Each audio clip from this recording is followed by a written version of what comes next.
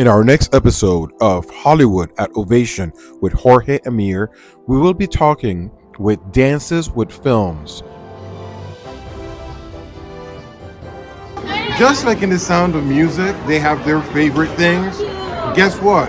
I have my favorite films, and I want to share with you what my favorite films of Dances with Films have been so far.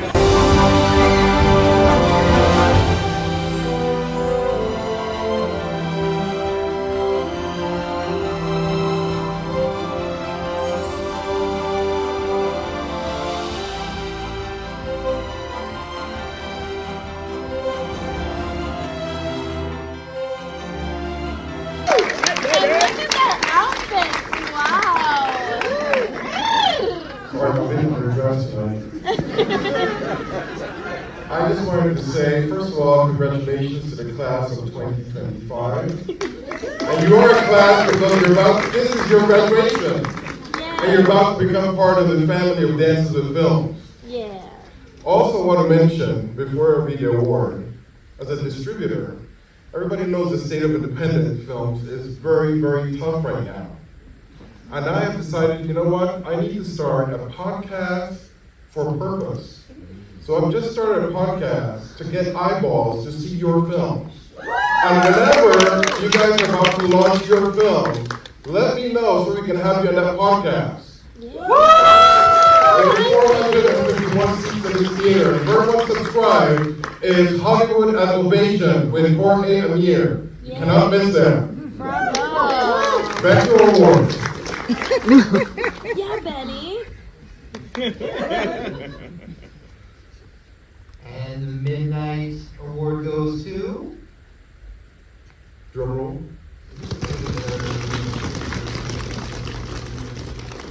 Kombucha!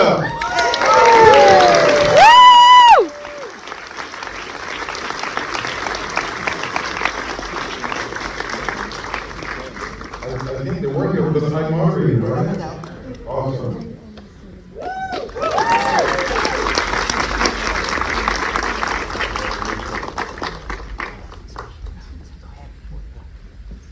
Hey everybody, I'm actually one of the producers on the film. This is our first feature. Jake, the director, and John actually was there every day making the movie. Had to fly home today, unfortunately, so I'm accepting on their behalf. Those guys really put in the time. Thank you all for watching it. This is our, like I said, our first feature, our first festival. So I feel really honored to be here and be a part of this whole thing. Thank you again, and yeah, shout out to Jake and John. Those guys really put in the time. Thanks for watching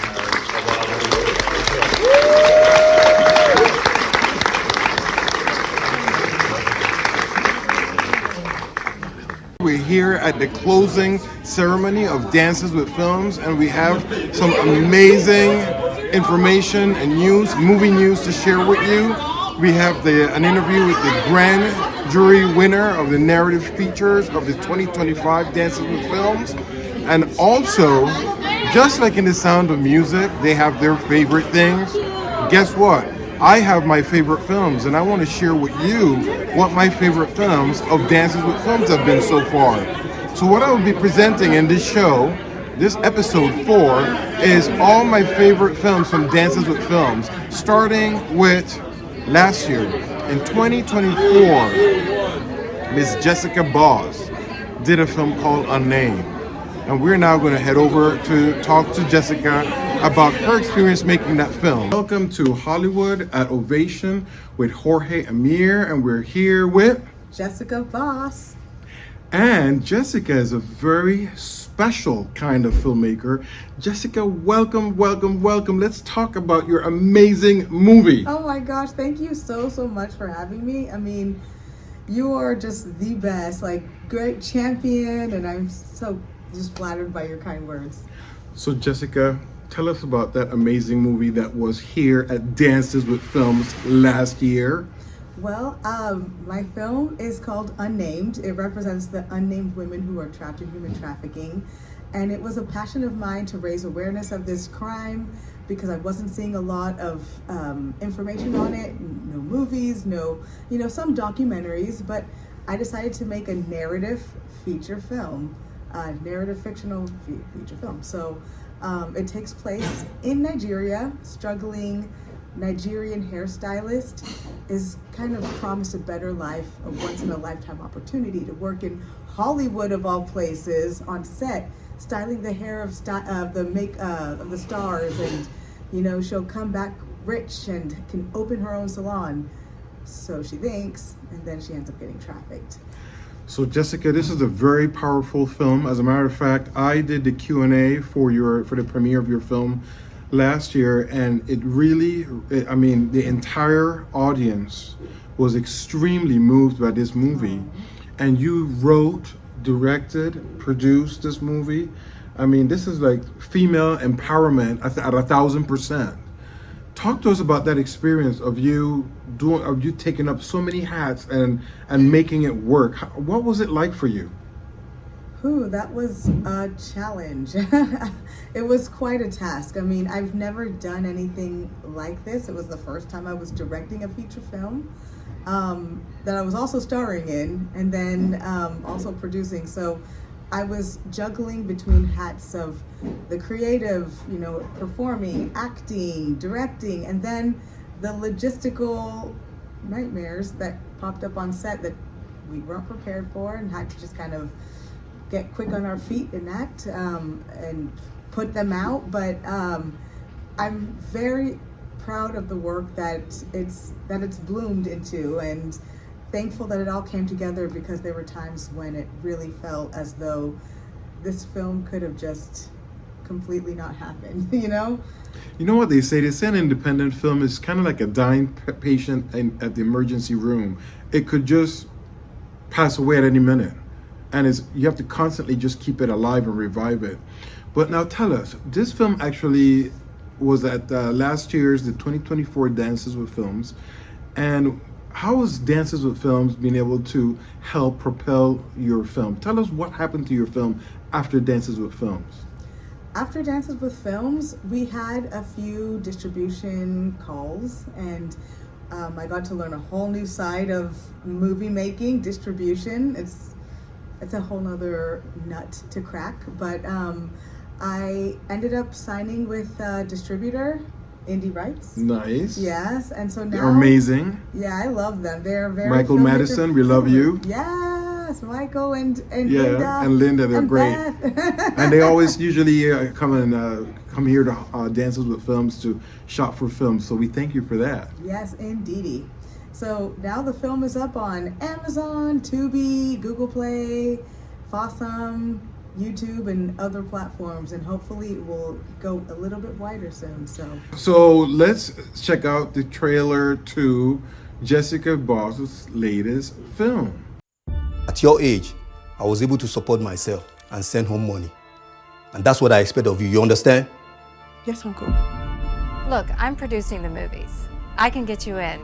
So you would work for 6 months and then come back here and open your own salon. She's going to a foreign country with a woman we haven't even seen before. Look, this is a once-in-a-lifetime opportunity for all of us. Diana? Stop! Diana! How long have you been here?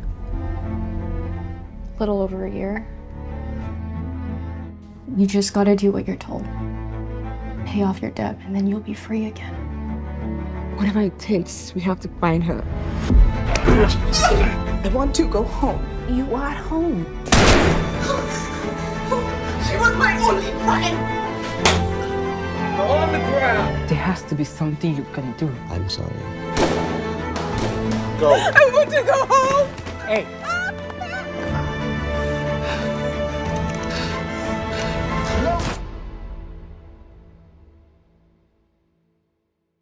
Is this your first film, by the way? this is my first film. But it will not be your last, for sure. Aw.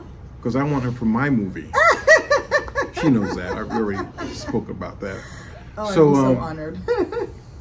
All right, what an amazing trailer that was. I mean, you you really, really have to take the time to see this movie. And Tubi, you say they can It's watch on Tubi it. I love Tubi for because free. Tubi has everything.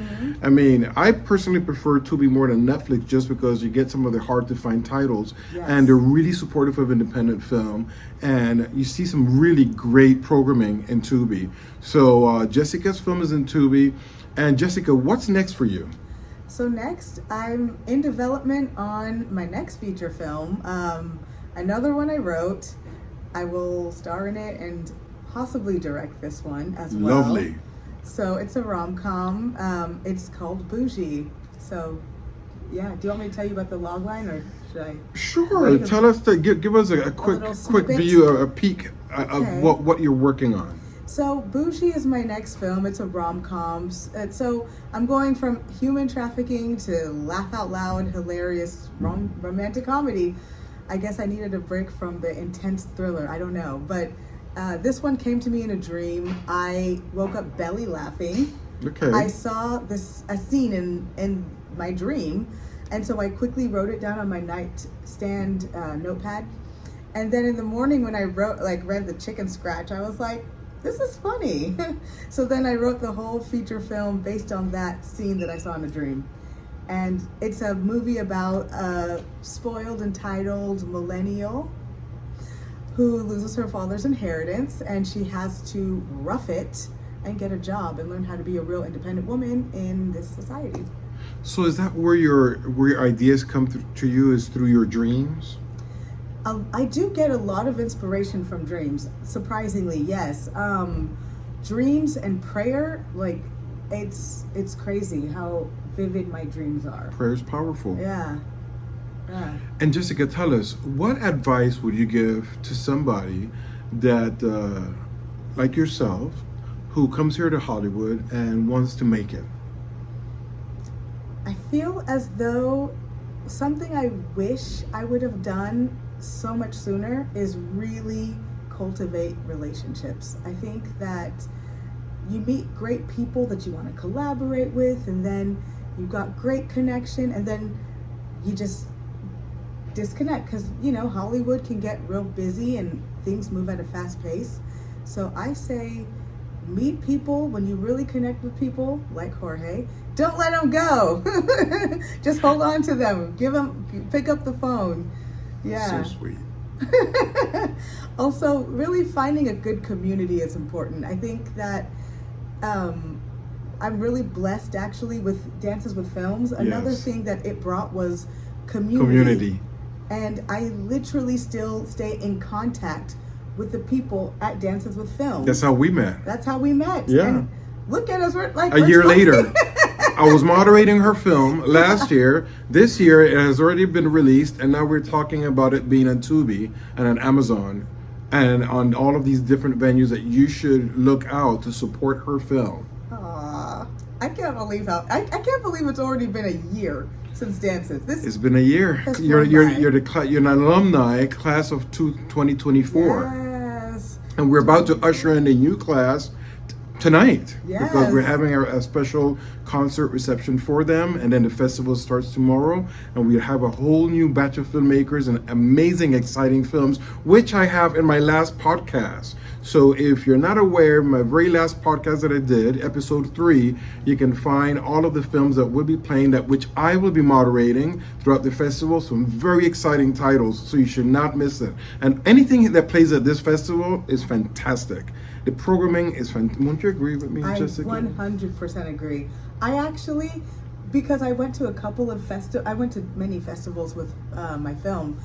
Dances was by far the best experience I've ever had. Very filmmaker friendly.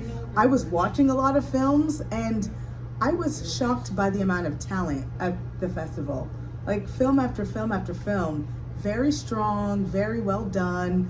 I felt like, wow, this is such a great place to be at. Just like you. A lot of times you go to festivals and you see some films like, I'm not sure about that, or I'm not sure about the quality or what have you. But, Dances with Films, that's one thing with Dances with Films. The quality of films that are presented during the festival are outstanding. Mm-hmm. It might not be your cup of tea, but you just saw a well-made movie that delivered on story, on production values, and that it has a very powerful message. I would 100% agree with that. 100. Ladies and gentlemen, Miss Jessica Boss. Aww. And she is boss. When you see that movie that she made, and it was so powerful. You had people in tears, you had people talking about it. Our Q&A went on forever. You know that, remember that? Yeah, I remember. And it was just a most amazing movie. So please support the works of Jessica, whatever she might do, because she's a very talented filmmaker. And subscribe, follow, and like us here at our channel, Hollywood at Ovation with Jorge Ameer.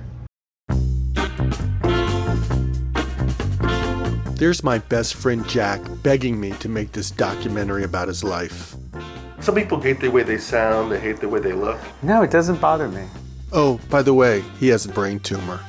Basically, the news that I got was that I was terminal. I had one doctor told me I'd be dead in 6 months. They cut, see, from the center of the head, and they went up around here, and they went in front of the ear. A big chunk of my brain is gone. The tumor has increased somewhat. You want the whole thing on tape? Yeah, completely. Why? That's insane. We all die at some point. It has to deal with knowing it's going to happen and how you live your life and how you try to accept that death is going to get you. I just got home one day after work and he was like, I quit my job. I'm left with this. Could we have at least discussed it? My God. You are choosing the day that you want to die. And that allows people to die with dignity. I believe he is constructing some sort of delusion around the myth of Jack Teller. Oh my God, that's the house. That's the house I grew up in.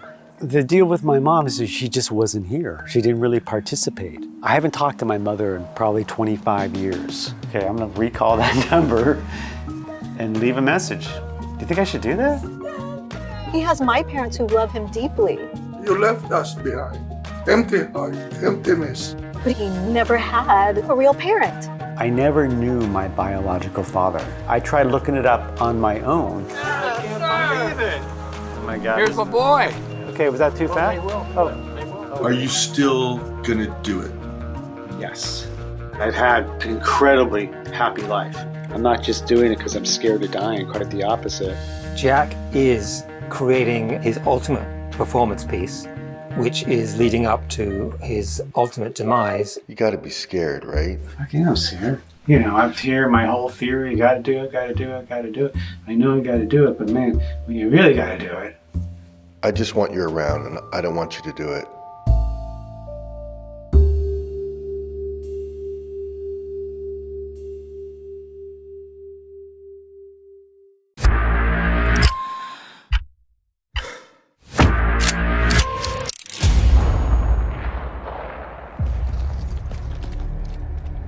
Daddy, is your job hard?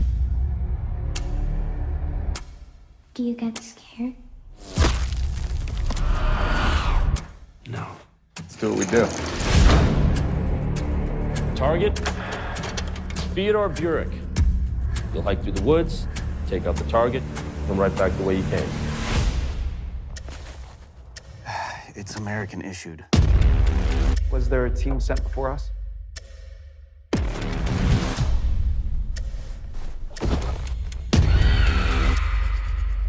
Did you hear that? Someone creeping up behind us?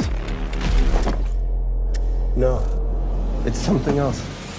What the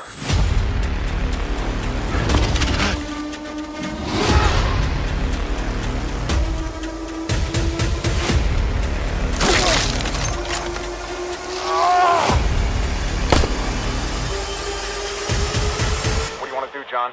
Thin the herd. Hey!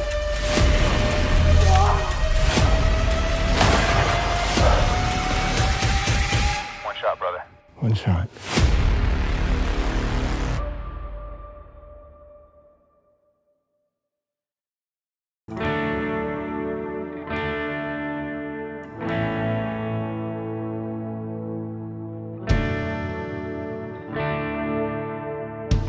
Do you want me to just walk out that door and go to Los Angeles with you? 3 cheers for Swan Navy. Straight on till morning.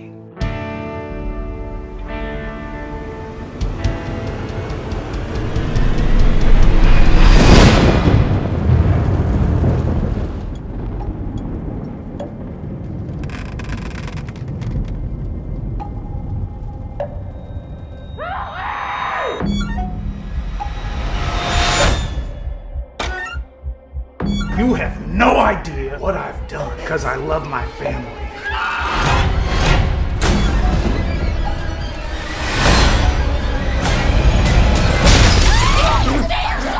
Is she right? Are you sorry? Fuck you! That is 2 strikes, young lady.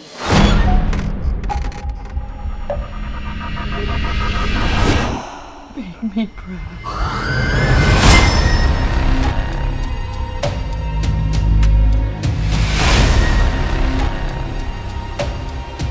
There is nothing in this world stronger than love.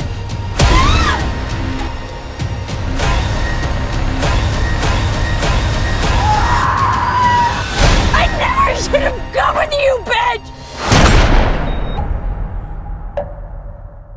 Here we have the Grand Jury Prize winner from 2024, which he did an absolutely beautiful, outstanding movie. David? Thank you very much. Kind words. Welcome, David. David, tell us a little bit about your movie Between the Lights, because I have a story to tell exactly about how I discovered this film and how I predicted that this movie was going to win last year's Grand Prize award. So, David, tell us a little bit about this magnificent film that you did. Yeah, so Between the Lights is ultimately a tragic and powerful romance that unfolds over 3 Christmases in a story of love, loss, and the supernatural realm. So it's sprinkled with magical realism, and it's about a skeptical scientist who falls in love with a reluctant medium, and throughout their developing relationship and her skepticism and the goings on that he experiences, a story unravels whereby she begins to question exactly what it is she believes in and doesn't believe in. Their relationship blooms, and over the 3 separate years we watch this all unfold, and you're really taken along on a journey with these guys right to the end. Do you believe in ghosts? I believe in energies. What do you believe in? Dunno. Science hasn't proven anything about an afterlife. So do you believe in the soul? No. Do you? You fancied David Bowie as the Goblin King? God, yeah. The way he looks at her, the way she looks at him, there's clearly a connection. So scientists find that the soul doesn't die. It goes back to the universe. The human brain is a biological quantum computer within which consciousness runs as a program. This program continues to exist even after death. According to their theory, human souls are more than mere interactions of neurons in our brain. They could have been present since the beginning of time. I'm a medium. Wow. Yep, she's laughing in my face. Get lost, you're not a medium. Yeah, I am. Like a spiritual medium. You talk to dead people. You must help me. If we're gonna be together, I don't know if I can be open to this side of you. In time, you'll see.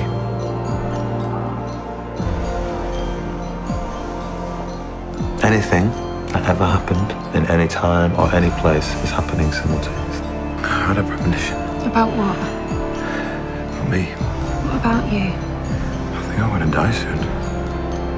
I sense him. I sense him around me all the time. I need you. Please, I need a sign that you're here. Someone's there. Other than me? Yeah, Where? behind you.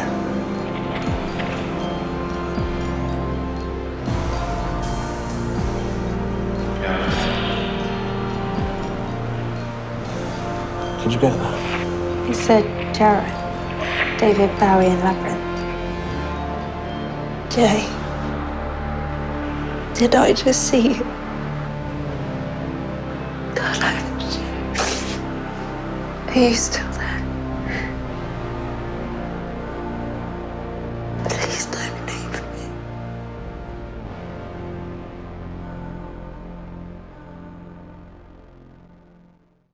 And David, where did this concept come from for you to do such a beautiful movie?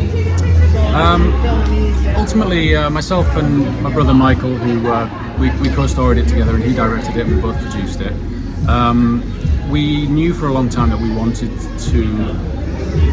to do something that explored love And one of the most powerful stories around love is the theme of loss. It's a very universal theme. And we also were quite adamant on interweaving it with supernatural elements. We love taking on, or at least leaning into genre, if not going all out genre.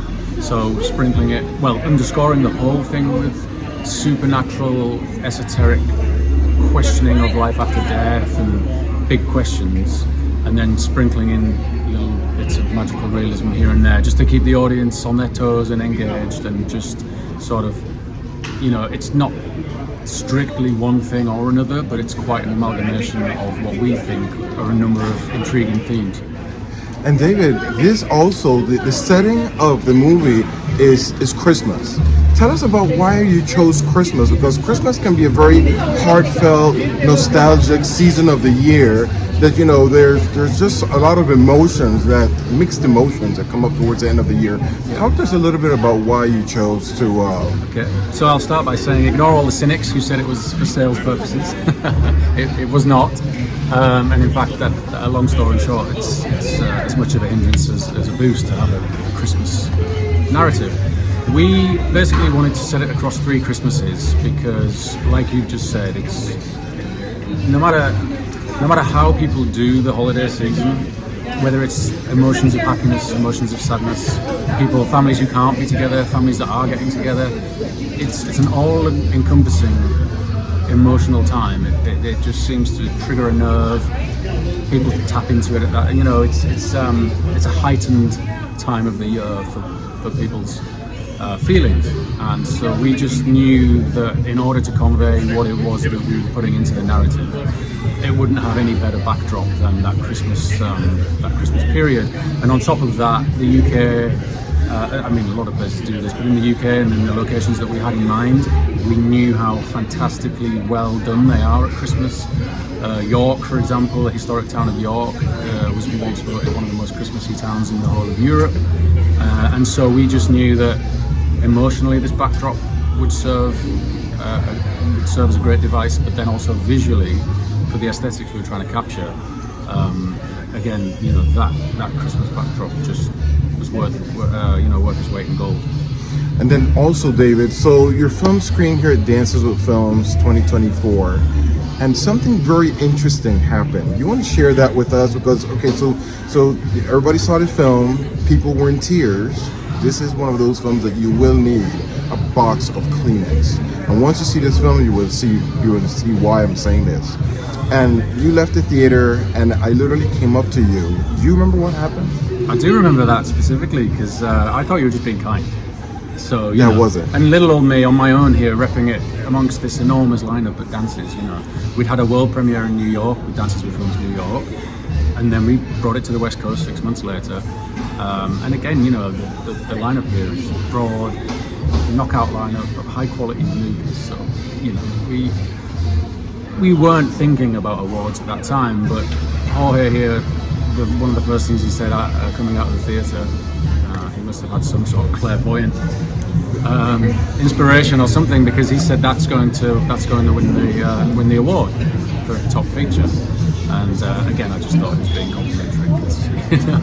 So here's the thing, David's from the UK. You live in the UK, right? And unfortunately, you left before the award show ceremony, right? Yeah, we were out here for a good few days, but it's such a long fest, so we had to base that around our screening rather than anything else. So yeah, we left town by the award ceremony. Yeah. So something was telling me very strongly, this is the film for 2024. Went to the award show, indeed it won a grand prize, and my heart was just filled with happiness. And I'm sure, how did you find out that your film won grand jury prize? Look, any filmmakers who can't make the awards are given a live link to Zoom link to watch it live.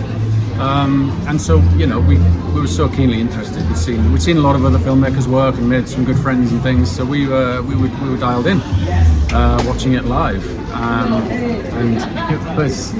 it was a very surreal moment, I must say. Just kind of, watching it on a laptop, coming through live, get to the end of the show and everything, and yeah, you sort of think, did I mishear that? was that us? You know, did I hear that correctly? And then, you know, obviously elated to be receiving that. Very, very honoured that the jury had awarded us with the best feature narrative feature. And then, of course, you know, I wish we could be there in person and thank the jury and the organisers and just sort of experience all of that on the ground. So there was slight frustration that we'd left town by that point, but clearly absolutely delighted and honoured and humbled really by the whole thing. So the film got distribution, and tell us a little bit about the trajectory for this film. This film is actually coming out soon on streaming services. Tell us exactly a little bit about that so the audience would know where to catch it. Yeah, so we went the whole of, the rest of 2024 was a festival run, ended in December with a limited theatrical in the UK, so we had some screenings in London, and then in the regional north where the film was shot, and there was a lot of local support, the newspapers, and we were featuring in the news programmes there and stuff. So some wonderful sellout crowds in the theatres in the north of England, and we wrapped that up at the end of 24, knowing that it was, by that point we knew we had distribution sorted. So it got a UK release in March. It's having its US release upcoming on, I believe, the 18th of August. And Fantastic. There's some other territories as well following that. So, but you know, the thought of having it out there, it's fantastic that it's out in the UK now. We're very excited for it to be shared across the whole of the US, given how much love we've had from the US. So do watch out for that in August.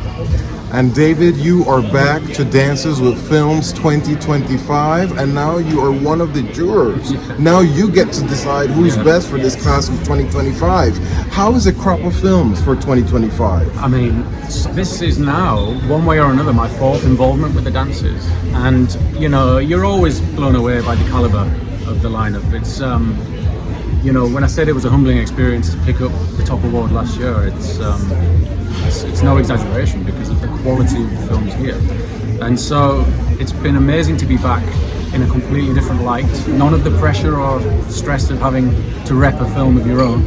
And then, you know, wearing the hat of juror and trying to, and, you know, diving right into all of the in-competition films. You get to decide now it's the real, who is going to be the new Grand Prize winner. It's a funny role reversal from just 12 months ago. It's quite surreal, I will say that. But, you know, another stellar lineup of films.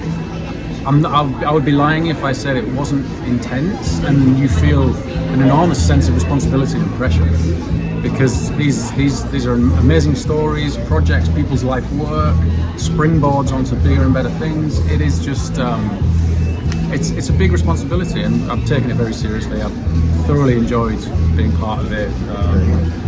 Wonderful to be back a year on. What are you working on next? What do we have to look forward to? Well, yeah, so Mike and I have quite a big slate at all times, because you kind of have to keep loads of plates spinning at once.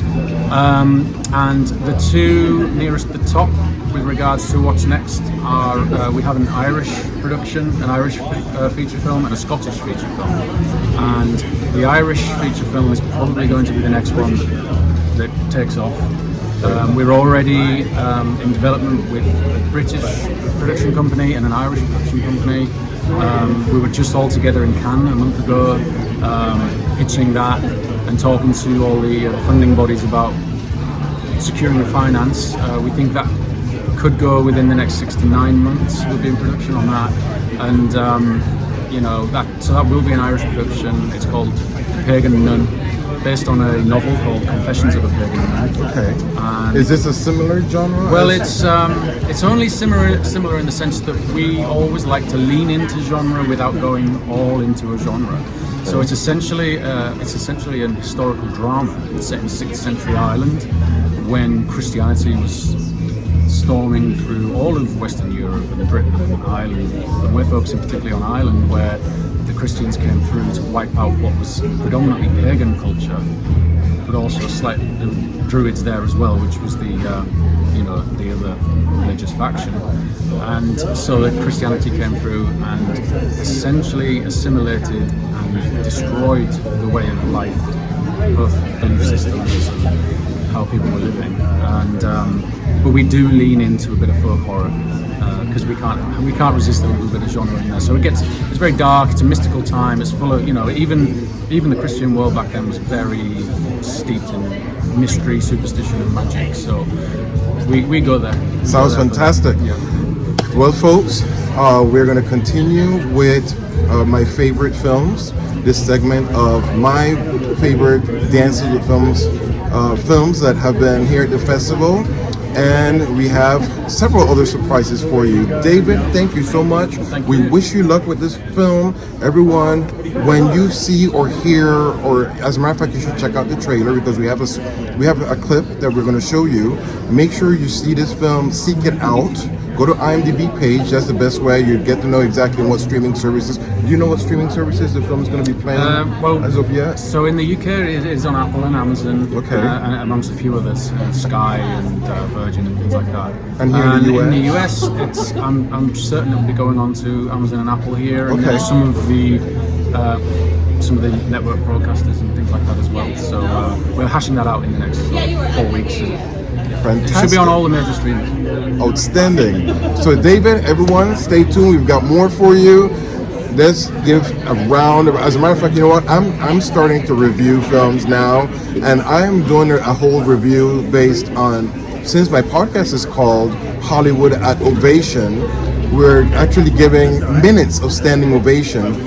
10 minutes being the maximum standing ovation. Folks, I am giving this film 10 minutes standing ovation here at Ovation at Hollywood with Jorge Ameer. So please check out this film. It's a beautiful film. Have tissues next to you because you will cry a lot.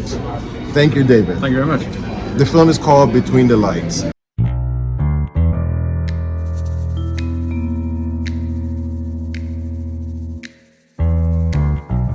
Giving up carbs, right? You tell yourself, I'm good. I can eat everything else. But deep down, you know, you're still hungry. Let me tell you, Lily, she is one of the best prostitutes. Performer. I'm a DJ and singer. They pay you for this? That's what prostitute means. Yep, this is me, playing an underground party. In clubs like this, bottle service is your friends throwing beer at the cops. You're gonna be a star. Brian, boyfriend. He could make the sun appear in the middle of a nightclub. Then, this mosquito of a thought buzzes in my ear. Is this the last person I'm ever going to be with? For the rest of my life. I met this couple who are ENM, ethically non-monogamous, poly. Lily, you're not serious. These open relationships never work. Show me one couple that's successful. Show me one couple that's been together as long as we have. I want some crazy experiences.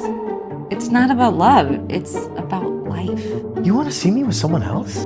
What's the worst that could happen?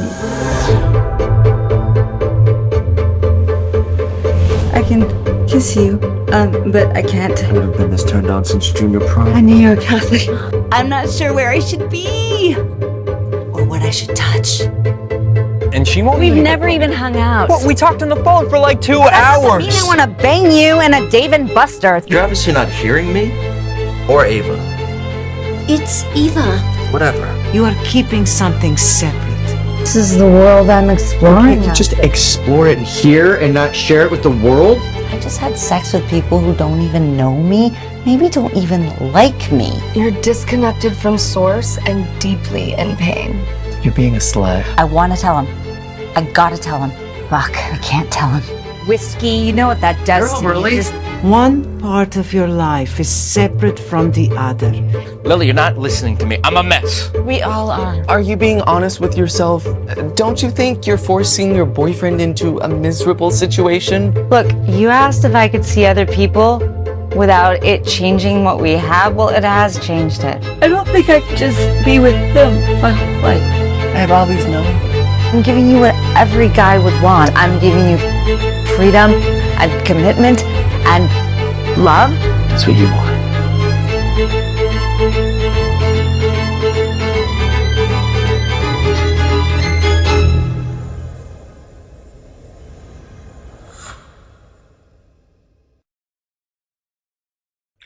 From filmmaker John Jacobi comes this twisted tale of a mourning couple that sails out to try to figure out their problems in this twisted tale. They go on an odyssey to both try to figure out each other's destiny. And boy, is it twisted. With lush cinematography, this is one of my very favorite films of the 2025 Dances with Films Film Festival.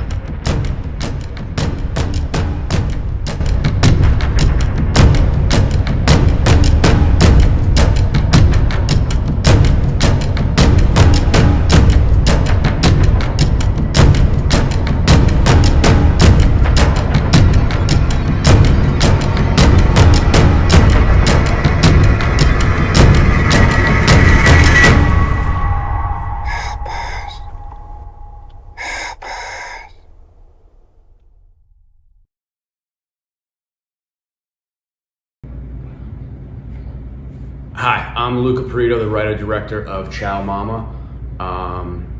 Ciao Mama is a film about a son who returns home for his mother's funeral after she made everyone in the family promise not to tell him that she was sick. This film was dedicated to our friend Johnny Wachter. He was an actor and a producer on this film, and last Memorial Day weekend he was murdered. In Los Angeles, a young Hollywood actor's life has been cut short.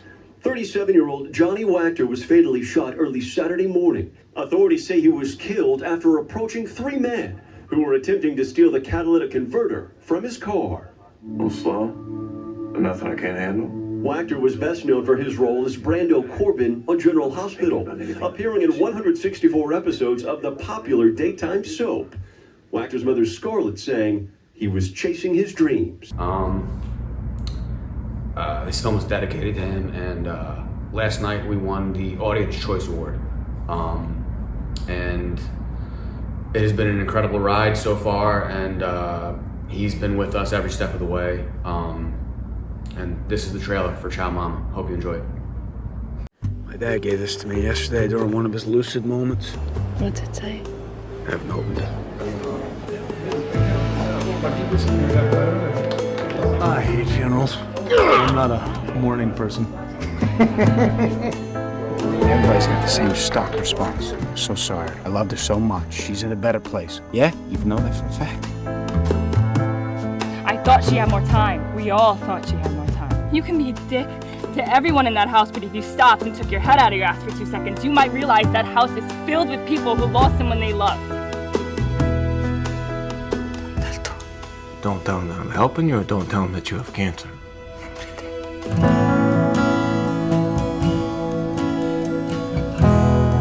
Look inside of that house. Why is that house packed with people laughing and crying? She was a saint. Life doesn't go by quick. You just fumble it away.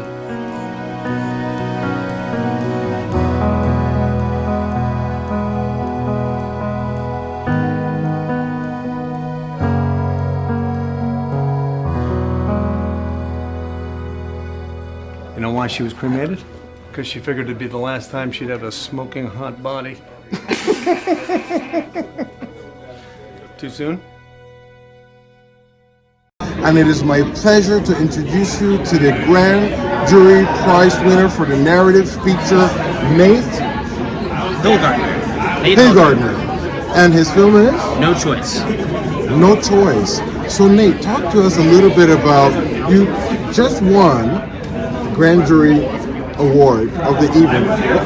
What's going through your mind right now? What a tremendous honor. What a tremendous, exhilarating feeling.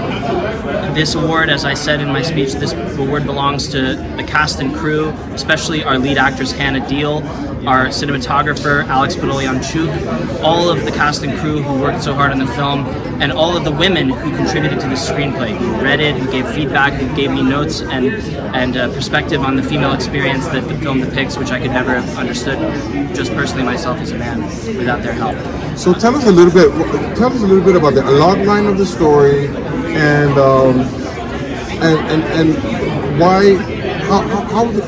why do you feel like this film resonated so much with the audience? Absolutely. The film is a psychological horror drama about reproductive freedom and abortion access. It follows a young woman living in a state where abortion has recently been banned, and she's struggling. She's trying to get an education. She's supporting her mother, who's addicted to opioids, and she goes out with this guy.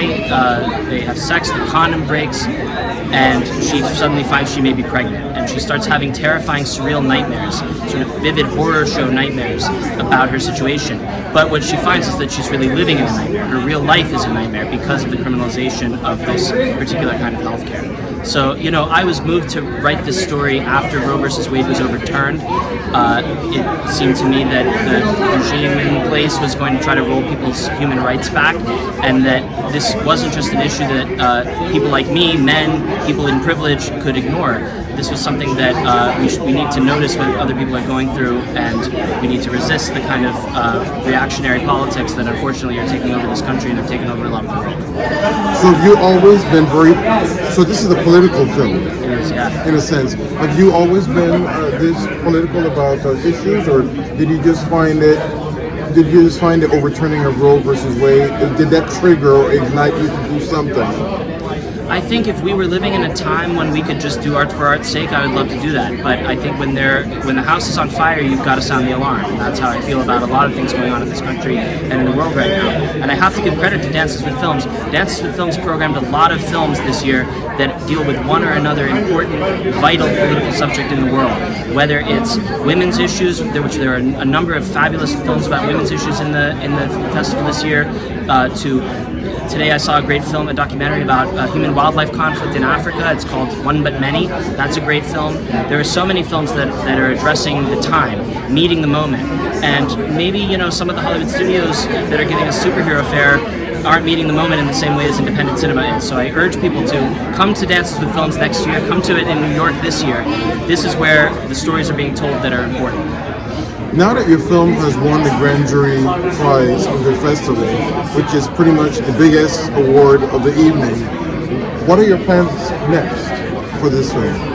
This film, we are hoping to reach as wide an audience as possible because this is such an important issue. And earlier today, we had our international premiere at Gasp Horror Festival in Manchester, United Kingdom.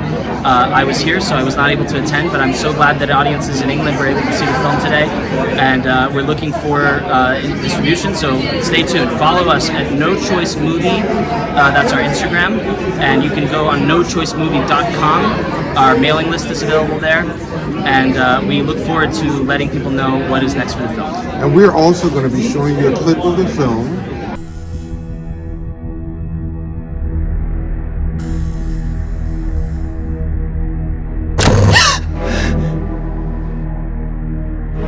You're probably aware of the laws in this state.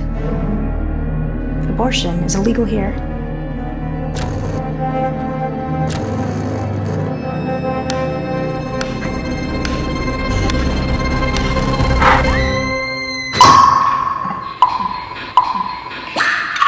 So you can see what it's all about. So you also are very aware when this film comes in your area. So is this film, do you think this is something that's going to go through streaming, or are you going to try to get it in theaters? So what ultimately would you like to see happen with the movie? You know, whatever is going to reach the widest audience possible. Of course, I would really love to see some kind of theatrical release. I also know that streaming is going to be the widest way that we can reach audiences, but I have no more to say about that just yet. Soon enough, we'll be able to announce something, and I look forward to it. Are you going to try to partner with any kind of nonprofit organizations to help you promote this film? We would love to, and I'll just say a fantastic group called Indigenous Women Rising came to our premiere and shared their feedback that they loved the film and that they felt that it was a beautiful treatment of the subject. We're looking to speak to other groups, and we hope that that everybody who cares about this issue will help us get the message out and get this film to as wide an audience as we can reach. All right, so this is your first Dances with Films, right? Absolutely. This is my first feature, my first film, really, and my first festival. This is your first film? Folks, this is his first film. I made a short in college, but this is my first film. Yeah, this is my really first film. So this is like the real test of your skill. And at your first film, you won the Grand Jury Prize of one of the biggest film festivals in the U.S. like I said, we had a fantastic team that came together on this film.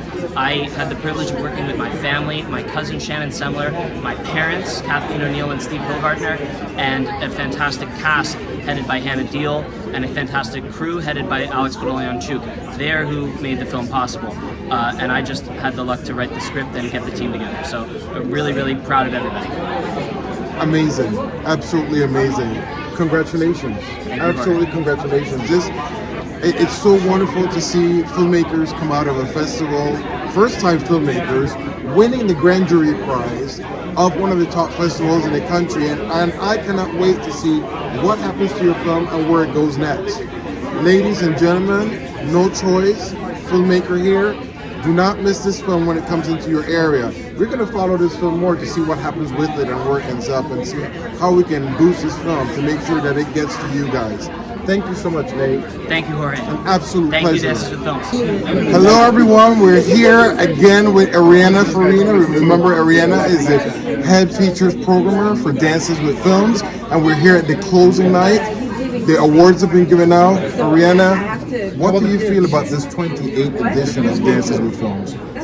This might be the strongest year yet. What a fantastic year of artists support each other. I can't wait for next year. We saw a lot of emotion in that closing award show. You gave out a few awards yourself. What's going through your mind as you were handing out those awards? Honestly, I was just happy to honor these artists and happy to be here with them. And this really just fills my life with joy. What's next for you? Because I know the work that you have put into watching these films, programming these films, working the festival. I mean, this has been daunting, right? But I'm sure filled with a lot of joy. So much joy. So probably the next couple of weeks I'm going to be a little bit sad that it's done, but then I'll pick back up and then we start in for Dances with Films New York, screening again.